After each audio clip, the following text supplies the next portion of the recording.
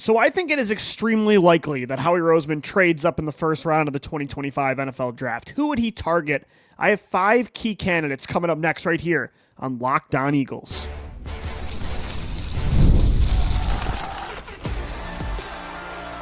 You are Locked On Eagles, your daily Philadelphia Eagles podcast. Part of the Locked On Podcast Network, your team every day. We thank you so much for making Locked On Eagles your first listen each and every day. Welcome into this Thursday edition of the show. We are brought to you by Gametime. Download the Gametime app, create an account, use the code LOCKEDONNFL for $20 off your first purchase. So Howie Roseman normally in the draft, he moves up the board or he moves down. Very rarely does he stick with his selection that he was given based on the standings and just make a pick. And I think that's the right approach. Most of the time, it's smart to trade up or to trade down. For the right perfect prospect to fall in your lap normally doesn't happen in the draft. So I think that strategy is the right approach. There are some years where he has been a little more patient and just stayed put. Last year, taking Quinyon Mitchell, taking Nolan Smith 2 years ago. But I wouldn't really say that was part of Howie's plan. I don't think he was really anticipating that being the outcome. I don't think he, though, expected Nolan Smith and Quinyon Mitchell to fall in his lap with a pick outside the top 20, outside the top 30. So odds are he's going to trade up in this year's class, especially when you look at that 15 to 30 range, like that second half of the first round. So many of those teams need the same positions. Offensive line, defensive line, you could argue secondary as well, both cornerback and safety. Those are all the Eagles' needs this year. And you could make the argument this is a deep class for those positions, but if everybody is taking them, because it's a weaker class at other spots like wide receiver, where I think there's a chance only 2 or 3 go this year, quarterback, only 2 or 3 go this year, odds are you're still going to have to trade up even in a deep class. I just look at every mock draft that's been happening, and it's just 15 to 31 it feels like just 90% pass rushers and versatile offensive lineman. So I think he's going to have to trade up. And if he does, these aren't 5 players that I'm saying I would target with a trade up, although most of them I would agree with Howie's assessment. These are 5 trade up candidates that I think Howie Roseman would target. The Eagles would prefer, not me specifically, but I think these are the 5 guys. If Howie was moving up the board, it would be to grab one of these 5 players. Number 1 is Tennessee edge rusher James Pierce Jr. You guys have heard me talk a lot about James Pierce on this podcast over the last few weeks. I just think when you look at what Howie Roseman's been targeting over the draft the last 3 to 4 classes, he's going for upside. He's going for elite raw athletic score kind of players, elite athletes that have room to grow. He's banking on his coaches, his development staff, to get the most out of these players that could become blue chip guys. He's no longer in that Joe Douglas era where he's going for the floor of a Derek Barnett. Like that just felt like such a safe pick. He's not making Derek Barnett moves in the first round anymore. He's taken a risk on a Jalen Carter who had off the field concerns. He's taken a risk on a Nolan Smith, who again was an elite athlete. He tested like a monster coming out of Georgia at his pro day at the combine, but he was raw from a pass rush perspective. He didn't really have a great counter move, and you saw that in his rookie year. Like he just won with speed and bend, and that's about it. But Howie Roseman took the chance on both those guys in 2023 from the University of Georgia, and it panned out. Like he's willing to take risks on those guys. When it comes to the off-the-field things, I think there are certain areas of those issues he's not willing to take the risk on. Like, I think Mike Green's going to be off his board because of the sexual assault allegations. I don't think that's something he's willing to take a chance on, but I do think based on certain characteristics, certain concerns, he might be more open-minded. I think with Jalen Carter, he saw him as a very immature player that needed to grow up, but he felt like in a culture that was strong and mature with Nick Sirianni and Jalen and all of his former teammates at Georgia, that Jalen Carter could come in and thrive and even become a leader at some point, which that's what he is right now. I do think James Pierce, again, I'm not concerned about it based on what I've heard. There are concerns about his maturity off the field, but I do think Howie can see how elite his culture is right now, how elite his locker room is, and he might be more open-minded to taking the chance on a James Pierce Jr. than another team would that might have a more fragile situation. So I think James Pierce Jr., it'd have to be a bigger trade up. And again, he's pretty raw. He doesn't really have a lot of counter pass rush moves. Most of it is speed to power, just running around tackles, setting them up before they even get their hands on them.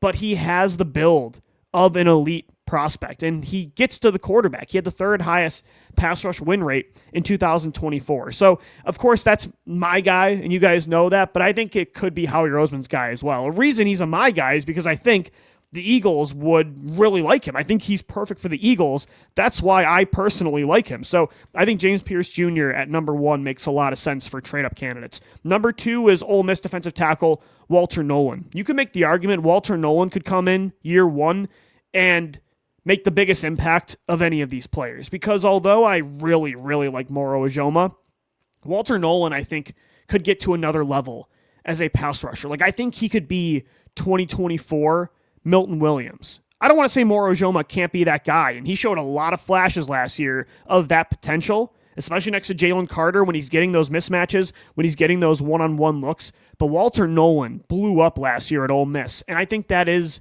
the biggest hole on this defense right now that's not the starting safety position, is adding another pass rusher in that defensive tackle rotation. If Walter Nolen slips outside the top 15 into that top 20 range, if I'm Howie Roseman, I'm going up to get him. I remember a lot of people seeing him wreck the Senior Bowl saying, don't let Howie Roseman get his hands on Walter Nolen. I think James Pierce Jr. and Walter Nolen would be his 2 favorite ideas. Potential elite pass rushers at different spots, on the edge, on the interior. The thing is with the interior, Moro Ojomo is your only real option outside of Jalen Carter when it comes to getting to the quarterback, because I'm not banking on Jordan Davis taking another big step this year. I hope he does, but I'm not banking on it. So you hope Moro Ojomo makes the breakout, but outside of him, like, what's your other plan? What's your other option if he doesn't take that step? On the edge, at least you know you have Nolan Smith, you have Jalix Hunt, you have Azeez Ojulari, you have Joshua Uche. Bryce Huff is still on this roster. We'll see what happens there, but there's more options for contributors at that spot, whereas as at defensive tackle, of course you have Jalen Carter, but Moro Ojomo's the only other guy that you can probably be confident will get to the quarterback on a consistent level. So I think Walter Nolen might be at the top of Howie's priority list when it comes to trade-ups. I think number 3 would be Georgia safety Malachi Starks. This one maybe more is a heart pick than a head pick. I'll believe it when I see it that Howie takes a safety but in the first round, but hey, he's paid running backs and linebackers this year. He drafted corners last year, and safety is a much more important position in Vic Fangio's defense than it was in other schemes. And you lost Chauncey Gardner-Johnson. You saw the impact he could have. This guy played at Georgia. We know Howie's appreciation for that college, to say the least. That, I think, is an understatement at this point. Malachi Starks can wear so many hats for you. Nakobe Dean's going to be missing some time. You might run more defensive back heavy looks. Howie might say, hey, Vic, here are 3-4 safeties in the first, second round. You've got a choice of Malachi Starks, Nick Emenwari, Xavier Watts, who impressed today at Notre Dame's Pro Day, Kevin Winston Jr. from Penn State. Which one of these guys do you like? Whoever you choose, we'll go after him. Like, I could totally see that. And Howie's going to be like, swaying him a little bit towards Starks. I like the Georgia Bulldog, but hey, it's your defense. I could totally see them being very interested in Starks and continuing this trend of challenging their own philosophy about what they do in the draft and in free agency with a lot of money and with top picks. So I think Starks, if he slips, again, there's a huge if with these players. If they slip, I think Starks would be somebody that Howie Roseman is very, very interested in. Number 4, Texas A&M edge rusher Shemar Stewart. Shemar Stewart is, even for me, a little risky. You guys know I'm willing to take a big risk on a player if they have upside, if they have traits. Like, I am the ultimate traits guy over production.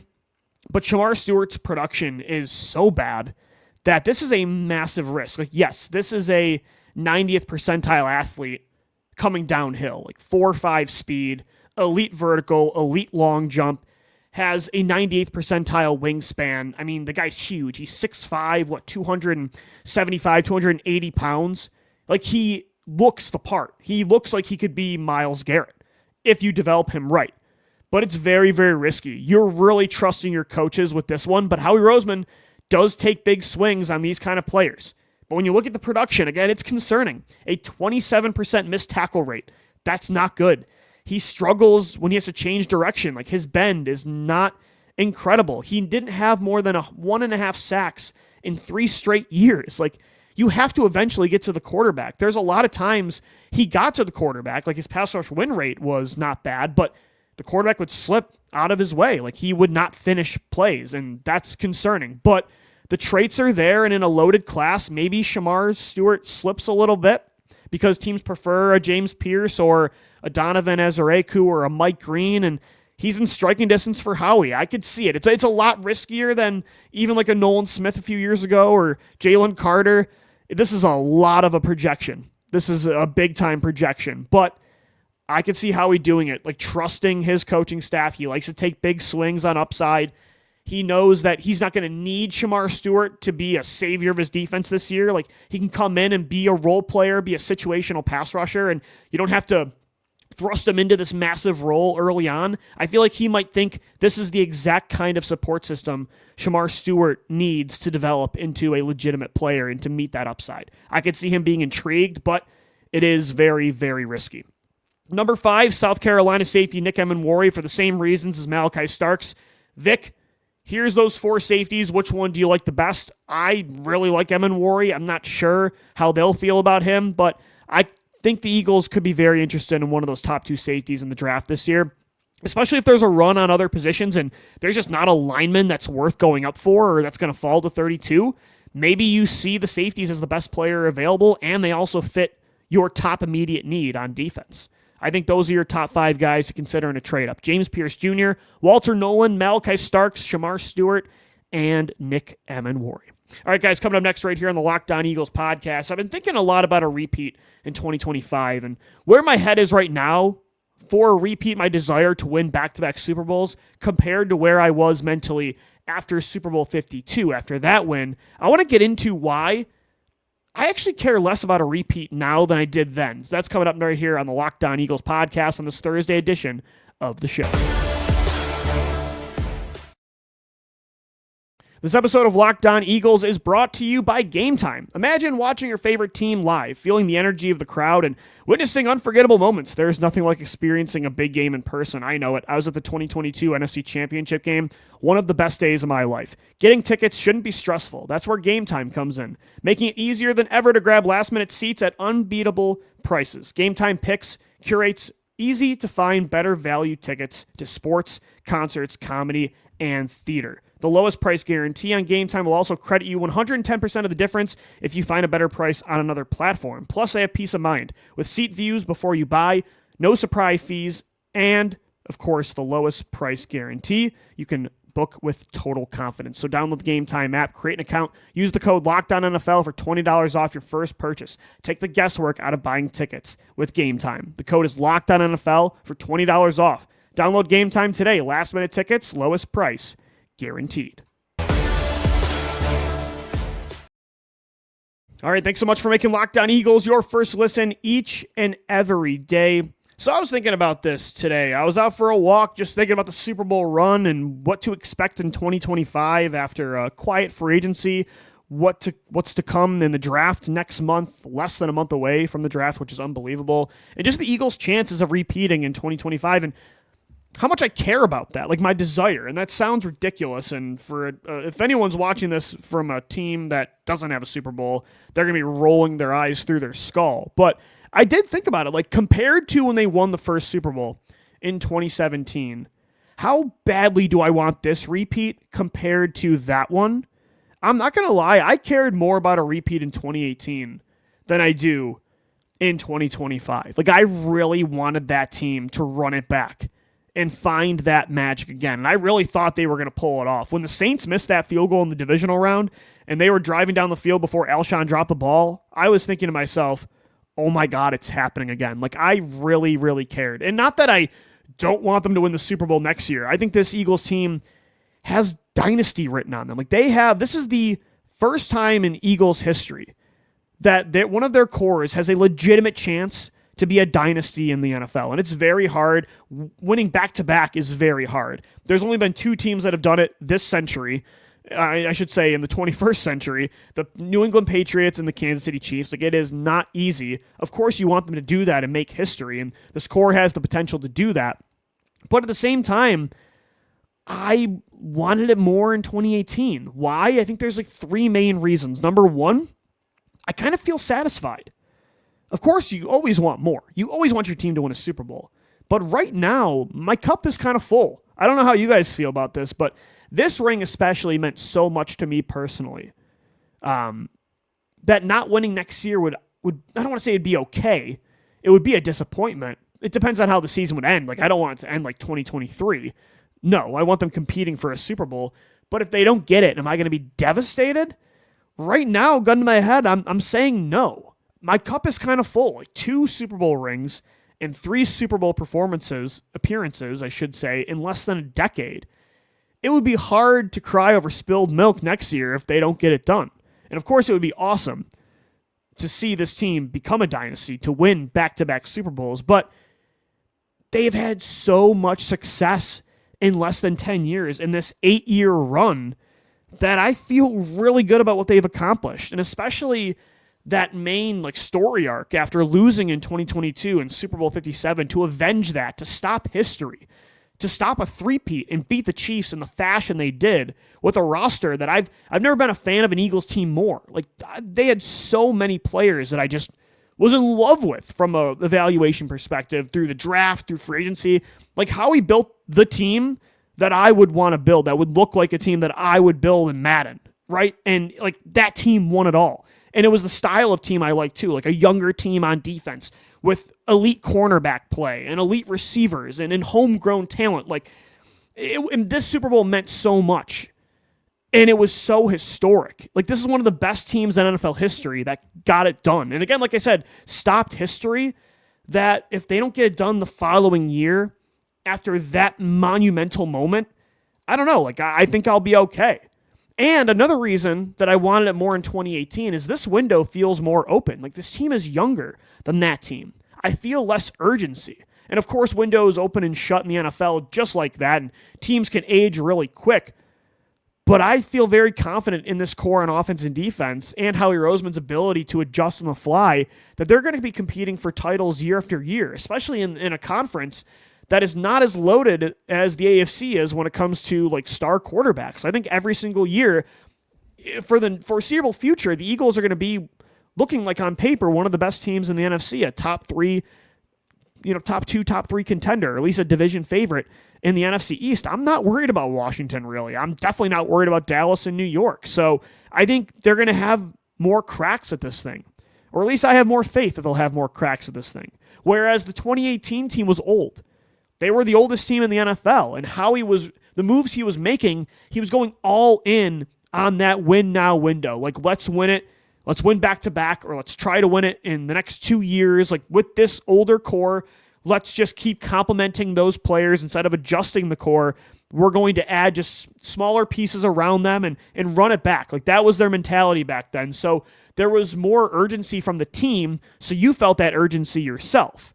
And not to mention, after your first one, you just wanted it more. You wanted it so bad. It felt like crack to win that first Super Bowl. It felt like a drug, right? I mean, you were you'd never felt it before. So you're oh my gosh, I need more of this. So of course that next year you're we need that again. Whereas again, now I know what it feels like to win a Super Bowl twice. I know what it feels like to beat a dynasty twice, to beat one of the greatest quarterbacks of all time. They've made it to 3 Super Bowls. I know what it's like to be in a historic Super Bowl shootout.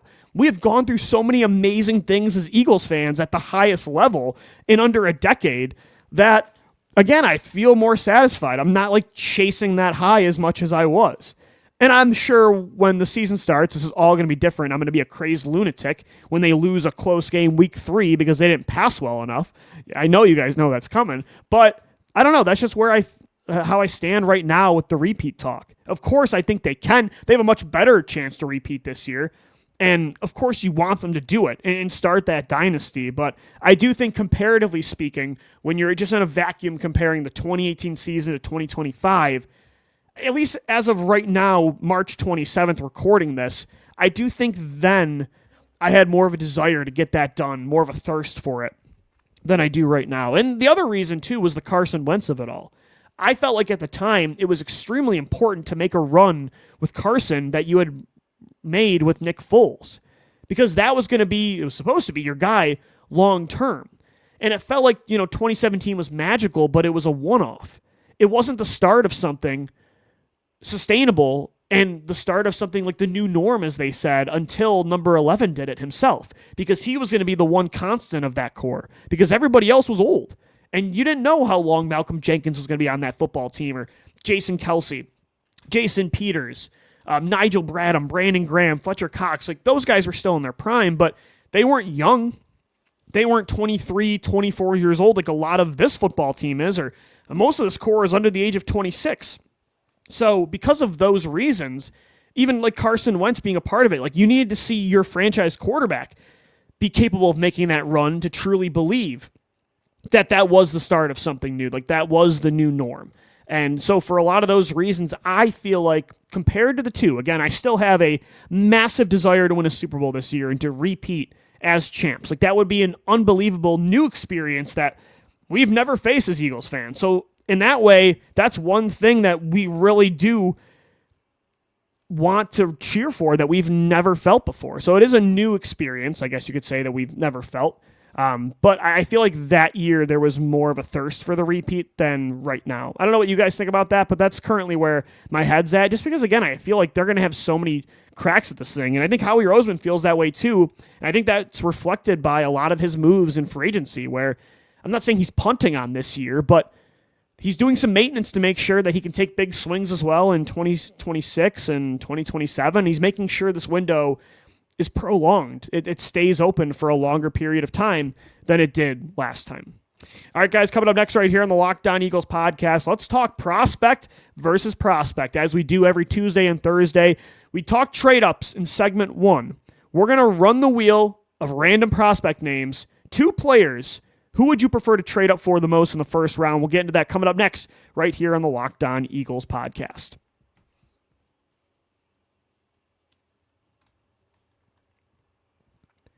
All right, guys, time now, as we do every Thursday and Tuesday, prospect versus prospect. And I have a new scenario for you.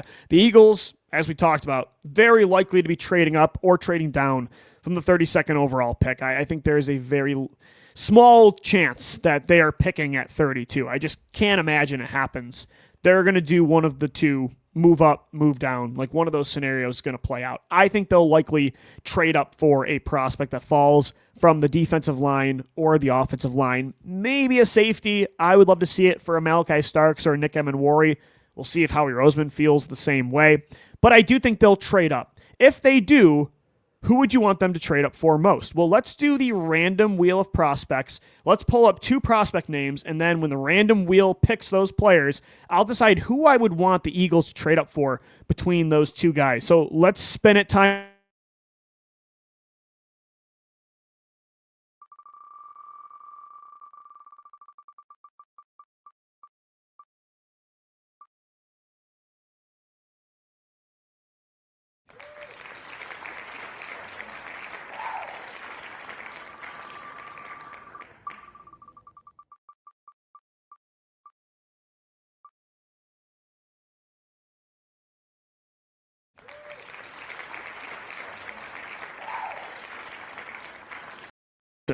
Of those 2 prospects, who would you rather trade up for? Me personally, I think the Eagles would rather trade up for Donovan Jackson. And by the way, they did have a top 30 visit scheduled with Jackson. That's coming up. I think they're really going to like him. I think he's a favorite to be that first round selection, whether it's at 32 or a small trade up. Jackson is very athletic, a really good guard that plays with power. He can get upfield. I think Jeff Stoutland likes that kind of guard. I think he would see him as an upgrade over Tyler Steen and Kenyon Green, and he has versatility.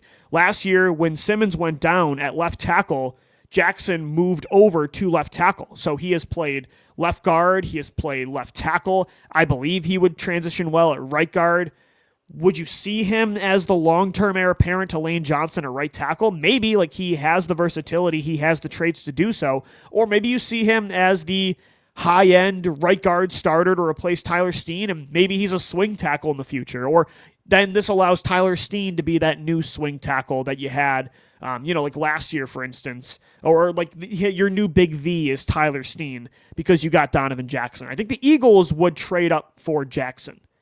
I personally would trade up for Jihaad Campbell.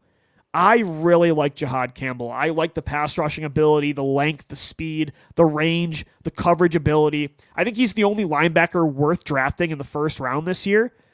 But I do think there's a scenario where this isn't as crazy as you think that the Eagles would consider doing this. Am I predicting it? No. But just hear me out. Yes, in an offseason where Howie Roseman gave a linebacker top 5 money, do you think he'll draft a linebacker in the first round and trade up for one, let alone just take one at 32? Probably not, but I don't think it's crazy. Number one, Nakobe Dean has an expiring contract after 2025. Nakobe Dean is a huge part of this locker room. Like, he's a leader of this defense. He's one of the Georgia boys. Him, Jalen Carter, Nolan Smith, Jordan Davis, Keely Ringo, Louis Seen, now Azeez Ojulari. Like, you want to keep that core together, right? And I think there's a chance they could pay him. But are you really banking on Howie Roseman paying not one, but 2 linebackers contract extensions, especially when he's coming off a serious injury and he's going to miss some time this year? Maybe that'll actually be a better opportunity for them to bring him. It'll present a better opportunity to bring him back in 2026 because his value won't be as high in the open market. Maybe they can sign him to a prove-it deal. But I just can't imagine Howie Roseman paying 2 linebackers extensions. So in that way, maybe he sees this as an opportunity to go younger and cheaper, but also maybe more talented and more dynamic at this position than Nakobe Dean. Jihaad Campbell, again, his traits are very intriguing. And the one thing is, too, he does have that torn labrum injury that might have him dip a little bit in the first round. I've seen some mock drafts where he's a top 10 pick to I've seen him go as early as number 9 to the New Orleans Saints, but I've also seen mock drafts like on Daniel Jeremiah's where Campbell falls all the way into that 25 to 32 range. I actually saw somebody mock Jihaad Campbell to the Eagles at 32.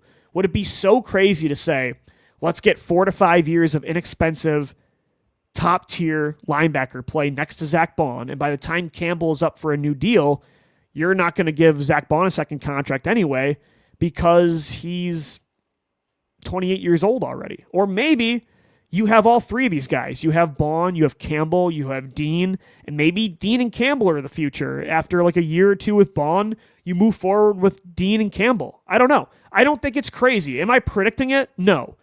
Again, I think there's a 90 to 95% chance the first pick the Eagles are taking in this year's draft is in the trenches, on the offensive line or on the defensive line. But kind of like safety, kind of like even corner and receiver, I don't think the only position I think the Eagles would be nuts for considering taking in this draft, considering the situation of this class, would be running back. I mean, after paying Saquon Barkley, if they drafted, Hampton or Henderson, that's nuts. But I don't think not considering Jihaad Campbell, I don't think considering Jihaad Campbell would be all that crazy. And from a value perspective, if we're putting best player available into consideration, he might be one of those potential blue chip prospects that are left in this range. So I think, again, the Eagles would trade up for Donovan Jackson in this scenario if it was between only these 2 prospects. I personally would rather have Jihaad Campbell. That's just how I see it. And then you draft a versatile lineman maybe on day 2 to compete with Tyler Steen and Kenyon Green. Let me know what you think. Hit us up on X at DiBiase LOE, at Locked On Birds, or our YouTube community page on YouTube at Locked On Eagles. That's going to do it for today's show. Thanks as always for making us your first listen and watch each and every day. Make sure your second listen of the day is the Locked On NFL Draft Podcast with Damian Parsons and Keith Sanchez, getting you ready for the draft and getting you knowledgeable on all these prospects Monday through Friday, part of the Locked On Podcast Network, your team every day. Louie DiBiase signing off as always. Thanks so much for downloading, watching, and listening, and let's go Birds. Fly, Eagles, fly.